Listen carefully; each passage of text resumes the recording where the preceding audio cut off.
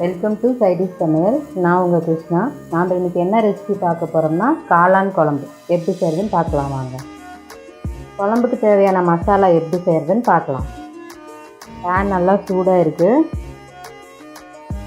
1 table spoon எண்ணெய், 1/2 teaspoon சோம்பு, 1 teaspoon மிளகு, பட்டை 2, 7 வரமிளகாய், 1/2 கப் கொத்தமல்லி.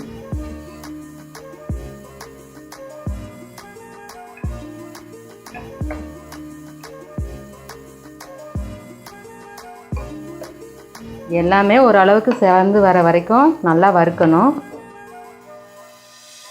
வறுத்த எல்லாத்தையும் நல்லா ஆற வச்சாச்சு. இப்போ அரைச்சி எடுத்துக்கலாம்.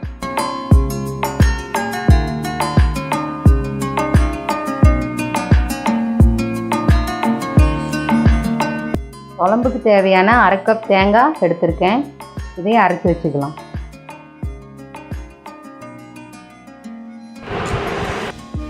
குழம்புக்கு தேவையான காளான் 400 கிராம் எடுத்திருக்கேன். அதை கட் பண்ணிக்கலாம்.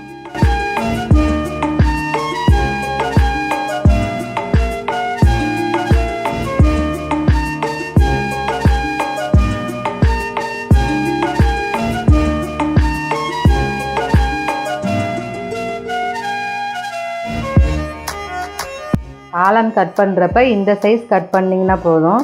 இதை விட சின்னதாக கட் பண்ணிங்கன்னா காளான் வெந்ததுக்கப்புறம் காளான் இருக்கிறதே தெரியாது. ஆனால் இந்த சைஸ் கட் பண்ணிங்கனாவே போதும். ஒரு காளான் எடுத்திங்கன்னா 4ஆக கட் பண்ணுங்கள், அதுவே போதும்.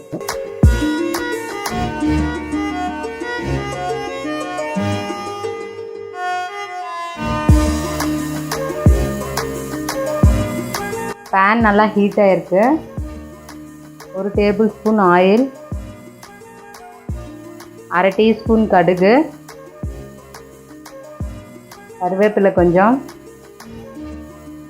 100 கிராம் சின்ன வெங்காயத்தை பொடி பொடியாக கட் பண்ணி வச்சுருக்கேன்.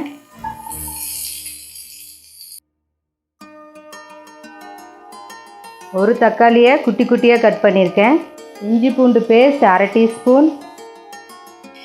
நல்லா மிக்ஸ் பண்ணிக்கலாம்.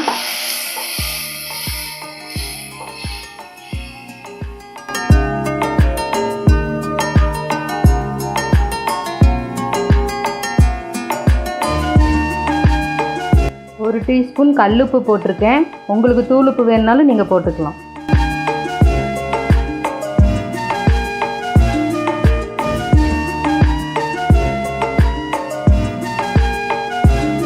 வெங்காயமும் தக்காளியும் நல்லா வணங்கிருச்சு. இப்போ நம்ம காளானை ஆட் பண்ணிக்கலாம்.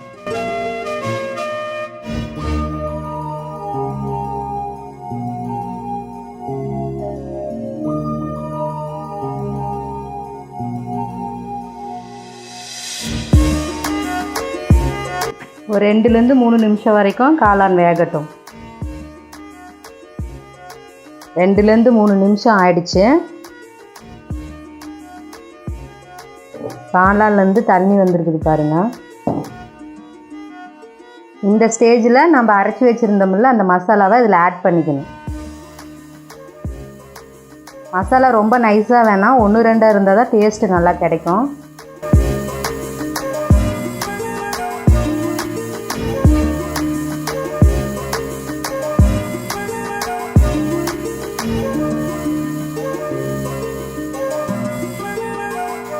நம்ம அரைச்சி வச்சுருந்த தேங்காய் விழுதை இதில் மிக்ஸ் பண்ணிக்கலாம்.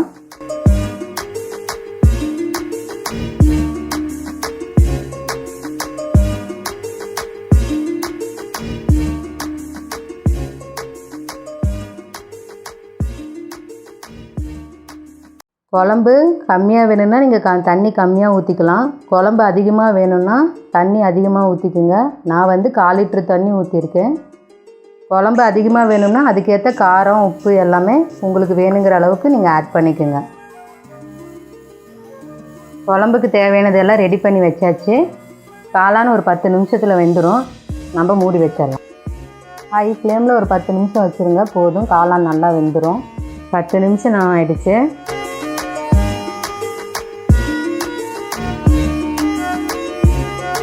எண்ணெயெல்லாம் பாருங்கள் பிரிஞ்சு வந்திருக்கு. காளான் நல்லா வெந்திருக்குது.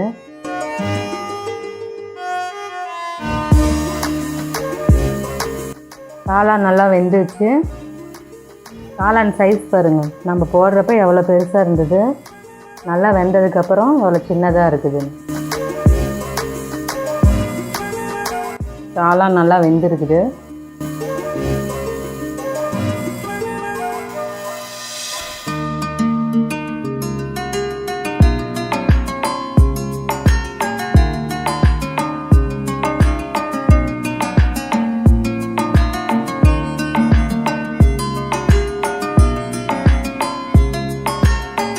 சூப்பரான காளான் குழம்பு ரெடி ஆயிடுச்சு. இது தோசை சப்பாத்திக்கு வச்சு சாப்பிட்டா டேஸ்ட் அருமையாக இருக்கும். இதே மாதிரி நீங்கள் வீட்டில் ட்ரை பண்ணி பாருங்கள். எப்படி இருக்குதுன்னு மறக்காமல் கமெண்ட் பண்ணுங்கள்.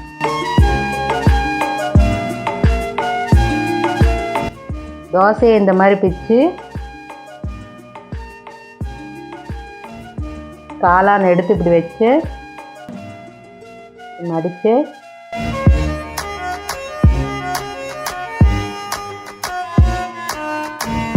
உப்பு காரமெல்லாம் கரெக்டாக இருக்குது. டேஸ்ட்டு சூப்பராக இருக்குது. சிக்கன் சாப்பிட்ற மாதிரியே இருக்குது. நீங்களும் இதே மாதிரி வீட்டில் ட்ரை பண்ணி பாருங்கள். எப்படி இருந்தது மறக்காமல் கமெண்ட் பாக்ஸில் கமெண்ட் பண்ணுங்கள். இன்னையோட புரட்டாசி மாதம் முடியுது. இனிமேல் நான்வெஜ்ஜில் ஒரு கலக்குறோம். இந்த வீடியோ உங்களுக்கு பிடிச்சிருந்தா மறக்காமல் சைடிஷ் சமையல் சேனலை சப்ஸ்கிரைப் பண்ணுங்கள், லைக் பண்ணுங்கள், ஷேர் பண்ணுங்கள், கமெண்ட் பண்ணுங்கள். மீண்டும் இதே மாதிரி ஒரு நல்ல வீடியோவில் உங்களை சந்திக்கும் வரை உங்களிடமிருந்து விடை பெற்றுக்கொள்வது உங்கள் கிருஷ்ணா. தேங்க்யூ.